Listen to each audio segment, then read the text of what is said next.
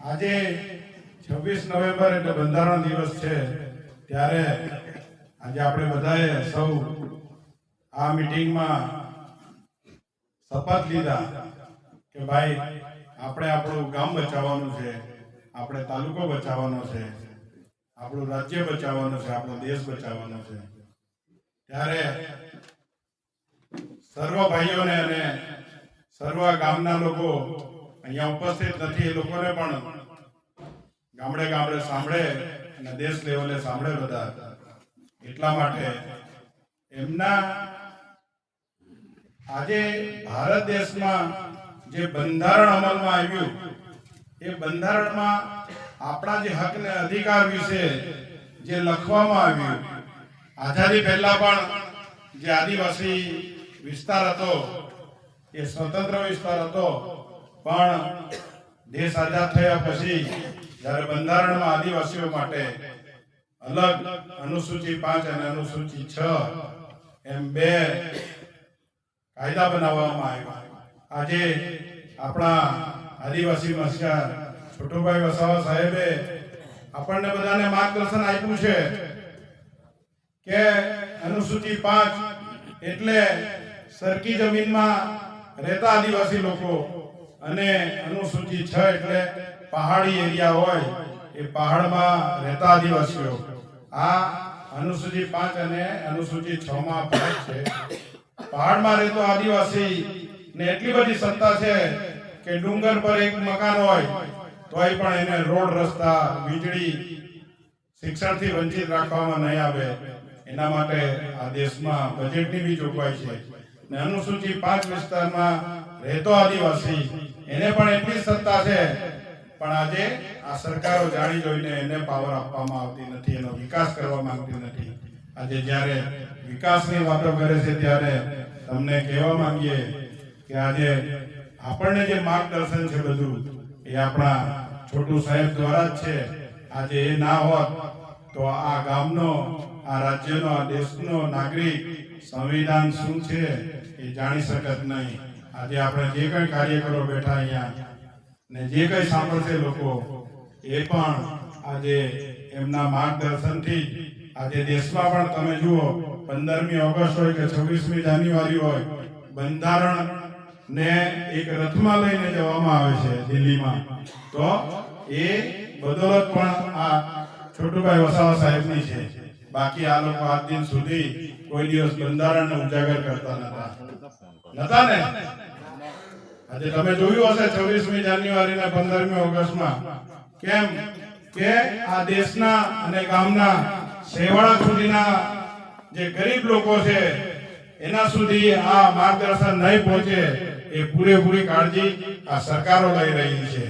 કેમ કે તમારો વિકાસ નહીં થાય, તમે શિક્ષણ મેળવી લેશો તો આમની સામે હક ને અધિકાર માંગશો। તો મિત્રો તમને કહેવા માંગીએ અમે આજે આ 26 નવેમ્બરે આજે બંધારણ દિવસ છે ત્યારે તમારો હક ને અધિકાર શું છે? આજે સાહેબે આપણને કીધું છે કે સૌથી મોટી સત્તા આપણી પાસે છે, એ સત્તાનું નામ છે રૂઢિગત ગ્રામ સભા। આજે તમે જુઓ એ રૂઢિગત ગ્રામ સભાને તોડવાના જે કાર્યો કર્યા છે આ સરકારે, એ ગ્રામ સભા બનાવી છે। આજે એ ગ્રામ સભામાં તલાટીને વહીવટ આપવામાં આવ્યો છે, આજે તાલુકા પંચાયતો બનાવવામાં આવી છે, જિલ્લા પંચાયતો બનાવવામાં આવી છે। આજે આપણા વિસ્તારમાંથી ધારાસભ્યો ચૂંટાઈને જાય છે, સાંસદ સભ્યો ચૂંટાઈને જાય છે અને રાજ્યસભાના સભ્યો ચૂંટાઈને જાય છે। ત્યારે એ લોકો કાનૂન બનાવે છે બધા। લોકસભામાં પણ કાનૂન બનાવવામાં આવે છે, વિધાનસભામાં પણ કાનૂન બનાવવામાં આવે છે ને આ રૂઢિગત ગ્રામ સભામાં પણ કાનૂન બનાવવાની સત્તા છે। પણ એ જાણકારીના અભાવના લીધે આજે કોઈ પણ ગામમાં એ ગ્રામ સભા, રૂઢિગત ગ્રામ સભા બનાવી નથી શક્યા। પણ છોટુ સાહેબના માર્ગદર્શનથી આપણે પ્રયત્ન કર્યો છે કે આ મોરણ ગામ પંચાયત છે એ મોરણ ગામ પંચાયતને સંપૂર્ણ રૂઢિગત ગ્રામ સભાનો દરજ્જો આજે મળેલો છે। એમણે રાજ્યપાલને પણ જાણ કરી છે, એમણે આપણી જે આદિજાતિ કમિટી છે એને પણ જાણ કરી છે, આ જિલ્લાના કલેક્ટર એસપી ને બી જાણ કરી છે, મામલતદાર અને પ્રાંતને પણ જાણ કરી છે કે આ વિસ્તારોમાં જે ખનીજો લૂંટાઈ રહ્યા છે, આજે તમે જુઓ આપણા વિસ્તારમાં પથ્થરની કેટલી ખાણો આવેલી છે, રેતીની કેટલી લીઝો છે, આજે સિલિકાને જુઓ, કોલસાનું જુઓ, એ જ રીતના જંગલોમાંથી લાકડું ચોરાઈ ગયું, એ જ રીતના આજે વર્લ્ડ અને દેશ જમીન ચોરવા પડ્યો છે ને જમીન ચોરવા. આજે તમે જુઓ એ લોકોની તમારી જરૂર નથી, એ લોકોને તમારી જમીનો જોઈએ છે, તમારી કને જે કઈ ધાતુ છે સોનું ચાંદી એ આ બેંકો દ્વારા પડાવી લેવાની લાઈન છે. એટલે મિત્રો આવનારો સમય એવો આવવાનો છે કે આટલા મોટા આપણા વડીલ છે, આ જેટલા પણ આ ગુજરાતમાં અને દેશમાં જે પણ આજે સંગઠનો ચાલી રહ્યા છે, આજે તમે ઝારખંડની બી વાત કરી અહીંયા, આજે ઝારખંડમાં બીજી વાર પણ આજે સાહેબ જેમ જ ત્યાં શિબુ સોરેન પણ લડતા હતા વર્ષોથી, આજે એમના જ પુત્ર હેમંત સોરેન ત્યાં ચૂંટાઈ અને આ બીજી વાર મુખ્યમંત્રી બનવા જઈ રહ્યા છે. ત્યારે જે રીતના આદિવાસી વિસ્તારોને બચાવવાનું કાર્ય આદિવાસીઓ કરી રહ્યા છે, આ દેશમાં જો કોઈ લડતું હોય તો એક આદિવાસી માત્ર છે કે એના હક ને અધિકાર માટે આજે દરેક રાજ્યોમાં ગામડે ગામડે નાના મોટા સંગઠનો દ્વારા એ લડી રહ્યો છે.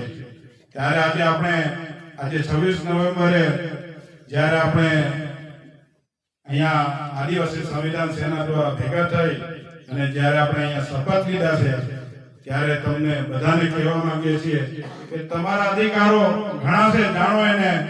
આજે હું તાલુકા પંચાયતોની વાત કરું તમને, કેમ કે વાતમાં ઘણી વાતો રહી જાય છે, તો આજે દરેક સરપંચને જાણ હશે કે આ ભાજપ સરકારે 20% અને 30% પૈસા તાલુકા અને જિલ્લા પંચાયતમાં પોતાના ગામમાંથી કાપી લીધા, પણ આજ દિન સુધી એક પણ પંચાયતના સરપંચે સરકારના વિરોધમાં કોઈ પીએલ નથી કરી કે આજ દિન સુધી કોઈ કાગળ નથી લખ્યો છે અહીંયા બેઠા એમાંથી કોઈ. તો આટલા મોટા માર્ગદર્શન મળ્યા પછી બી આ કાર્ય કરો, કેમ કે લોકોએ તમને ભરોસો આપીને તમને મત આપીને સરપંચ બનાવ્યા છે, તો તમારા જો હક તમારો આ રીતના છીનવી લેતા હોય, તમને જાણ કર્યા વગર જો લઈ લેતા હોય, તો એના વિરોધમાં કેમ ના જવું જોઈએ? એ ભલે તાલુકાનો પ્રમુખ હોય, જિલ્લાનો પ્રમુખ હોય કે રાજ્યના મુખ્યમંત્રી હોય, જો આપણા હક પર તરફ મારે તો આપણે એને પણ કાયદાકીય લડત આપવી પડે અને આપણે હાઈકોર્ટ, સુપ્રીમ કોર્ટ, રાષ્ટ્રપતિ સુધી જો લડવાનું થાય તો એના સામે લડી લેવાની જરૂર છે.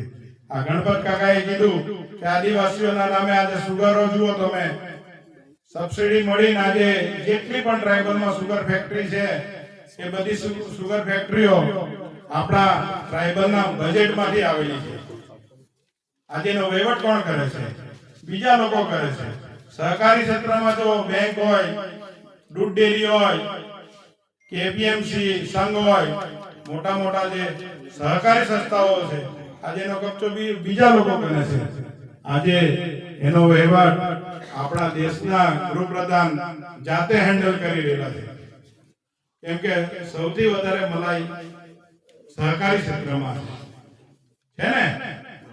આજે જે આપણું બજેટ છે, દેશનું બજેટ છે, રાજ્યનું બજેટ છે, એ પણ આપણને પેલા જાણકારી નથી. આ છોટુભાઈ વસાવા સાહેબ જેવા પેદા થયા, અમે તો એમના કુકે જન્મેલા છે, પણ જ્યારે એમની જે વિચારધારા છે આજે ગામડે ગામડેના આખા દેશમાં છે એમની વિચારધારા, ત્યારે અમે કહેવા માંગીએ એમના માર્ગદર્શન હેઠળ તમે બધા એમની સાથેના જે સાથી મિત્રો હતા એ આજે ઘણા લોકો છે, ઘણા લોકો નથી, પણ આવનારી યુવા પેઢી છે, આવનારી જે આપણી પેઢી છે, જે આવનારા જે નાના નાના બાળકો છે, આપણે એના માટે લડવાનું છે. એટલે અમે કહેવા માંગીએ છીએ કે દરેક માણસે જાગૃત થઈ જવાની જરૂર છે. જો જાગૃત નહીં થશો તો આપણને મણિપુરની જેમ, છત્તીસગઢની જેમ, કાશ્મીરની જેમ આજે ગુજરાતમાં નાના મોટા જે અણબનાવો બને છે આપણી પર તરાપ મારતા વાર નહીં લાગે આ સરકારોને. આ સરકાર જોઈ રહેલી છે, નાનો મોટો ઇસ્યુ બનાવે. આજે કેવડિયાનો મુદ્દો હતો, એક આપણે ડોસવાડાનો મુદ્દો હતો. આજે આ છોટુ સાહેબ એમાં પીએલ માં ગયેલા ડોસવાડા અને કેવડિયાના મુદ્દે. તો આજે જમીનો પાછી પરત મૂળ માલિકના નામે કરી દેવામાં આવી. નહીં તો આ લોકો આદિવાસીની જમીન બી સરકાર કરીને ઉદ્યોગોને આપી દેવાની લાઈનમાં છે. આજે દેશ ખેતી પ્રધાન દેશ ગણાય છે, પણ આજે ઉદ્યોગો દ્વારા ચાલતો દેશ થઈ ગયો છે. આજે ખેડૂતોનું કોઈ સાંભળવામાં નથી આવતું. આજે આ દેશમાં ફક્ત ને ફક્ત મજૂરો પેદા કર્યા છે. આ લોકોએ શિક્ષણથી વંચિત રાખ્યા, આરોગ્યથી વંચિત રાખ્યા, ડેવલપમેન્ટના નામે છેતરવાનું કામ કરે. આજે દરેક પંચાયતોમાં નાણાં પંચ આપવામાં આવે છે, ફક્ત ને ફક્ત પેલો છોકરો રડે ને લેલીપોપ આપે છે. એ જાતની વ્યવસ્થા આ સરકારોએ કરી છે. જ્યારે એમને કીધું કે આટલા મોટા ઉદ્યોગો હોવા છતાં CSR ફંડ આવે છે 2%, 2.5% સુધીનું CSR જે ફંડ આવે છે, આદું સીધું એનો કોઈ હિસાબ નથી. આજે DMF ફંડની બી વાત કરીએ, આટલા મોટા પથ્થરની ખાણો આવેલી છે, તો ઘણી લડત ચાલુ કરી પછી DMF ફંડ આવ્યું ને જે ગામડામાંથી ખનીજ નીકળે છે એ ગામડાઓને આપવામાં બી નથી આવતું. આજે આપણે ભરૂચ જિલ્લાની વાત કરીએ તો એ બજેટ બીજે ફાળવવામાં આવે છે. ભરૂચ થી પેલી બાજુની સાઈડે જંબુસર, વાગરા બીજી બાજુ. આજે જે વિસ્તારમાં નીકળે છે એ વિસ્તારને આપવામાં બી નથી આવતું. ને કોઈ કાર્યકરને, કોઈ સરપંચને કે કોઈ રૂડીગઢ ગ્રામ સભાના લોકોને ખ્યાલ નથી. એ લોકો કોઈ દિવસ કોઈ પ્રશ્ન કરતા નથી. એટલે દરેક માણસે પોતાના અધિકારો જાણવા જોઈએ અને આવનારી પેઢી માટે લડવાનો છે, આપણા માટે નથી લડવાનો બધાએ. બરાબર ને? આજે કિશોરભાઈ કીધું કે ભાઈ બધા વડીલો છે, વડીલોની ઉંમર થઈ જાય. આ કુદરતી એક સાયકલ છે. જેમ જેમ માણસ ઉંમર થતી જાય એમ એ લોકો જતા જાય, નવી પેઢી આવતી જાય. તો નવી પેઢીઓને બચાવવાની જવાબદારી આપણી છે. આજે બાબા સાહેબ, જયપાલ મુન્ના સાહેબ, આ બધાએ આપણને સંવિધાન બનાવીને આપી દીધું. આજે આપણા સાહેબે આપણને જણાવ્યું કે ભાઈ સંવિધાનમાં ચોપડી ખોલો ને આમાં છે બધું તમારા હક અધિકાર. તો આવનારી પેઢીને બી આપણે બતાવવું પડશે કે આપણા હક અધિકાર શું છે. આપણે તો ફક્ત વિકાસ પાછળ પડી ગયા. આપણી જમીન જાય તે જાય, 2-5 હજારની દલાલી કરી લેવાની એટલે આપણું ઘર સુખી થઈ જાય, બાકીના જોવાનું નહીં આપણે. એટલે એના કરતા આપણા હક ને અધિકારો જુઓ. અને આવનારા સમયમાં એમણે જે કીધું એમના માર્ગદર્શન કે ભાઈ આપણી કને સૌથી એક જ રસ્તો છે, રૂડીગઢ ગ્રામ સભા. એક રસ્તો એવો છે કે એમાં તમે પોતે કાયદો બનાવી શકો, કોઈને પૂછવાની જરૂર નથી, કોઈ તલાટીને પૂછવાની જરૂર નથી, કોઈ સરકારી અધિકારીને પૂછવાની જરૂર નથી. એમાં સુપ્રીમ કોર્ટે સમતા જજમાનમાં લખ્યું જ છે કે રાજ્ય સરકાર કે કેન્દ્ર સરકારની 1 બી ઇંચ જમીન કોઈ ગામમાં છે નથી. તો આપણે બધાએ વાંચન રાખો અને વાંચીને આપણા અધિકારો માટે લડો. આ જમીનો આપણી છે, આ કોઈના બાપની નથી. આ જમીનો આપણા બાપ દાદાએ સાચવીને રાખેલી છે વસ્તુ આપણી, કે પેઢીથી પેઢી ચાલે. કાલે આવું કોલસા આવી જશે એ ખોદીને જતા રહેશે એ લોકો. આજે જુઓ તમે, આપણે રાજવાડીમાં જ છે, માલજીપુરા ગામ છે, ત્યાં કોલસાની માઇન છે. આજે 1-2 ગામ ખાલી કરાવી દીધા. એ ગામને કોલસાની એના વારે પૈસા બી નથી આપ્યા. આ છોટુ સાહેબે એમને જમીન રાખીને વસાવી આપ્યા. એટલે આવનારા સમયમાં આની બને એટલે અત્યારથી તૈયારી કરજો. આવનારી પેઢીને બચાવો, હમણાં છે એને બચાવો, આપણી જમીનો બચાવો. આજે જે આપણી આ મીટિંગ હતી એમાં જે આપણે દેશે આપણને બંધારણ આપ્યું, આપણા હકને અધિકાર જે આપ્યા, આપણા વડીલોએ આપણને જે માર્ગદર્શન આપ્યું, અને આપણા દિલમાં જે આપણી જે એમની વિચારધારા છે એ વિચારધારાઓ ખૂબ આગળ લઈ ગઈ અને દરેક માણસ સુધી ગામડે ગામડે પહોંચે અને એમના હક અધિકાર મળે. એ જાતના આપણે જે શપથ લીધા એ ફળે. એટલે દરેક માણસ પોતાના ગામમાં જે રૂડીગ્રામ સભા બનાવી અને પોતાના અધિકારો જાતે લખીને રાજ્યપાલને મોકલો. એ જાતની જે વ્યવસ્થા છે એને આપણે આવનારી પેઢીને બચાવવાની છે. એટલા માટે આપણે આ સંવિધાનના શપથ લીધા છે. એટલું જ કહી ને હું વિરમીશ. બધા એક સાથે જય આદિવાસી, જય સંવિધાન, જય છોટુ દાદા.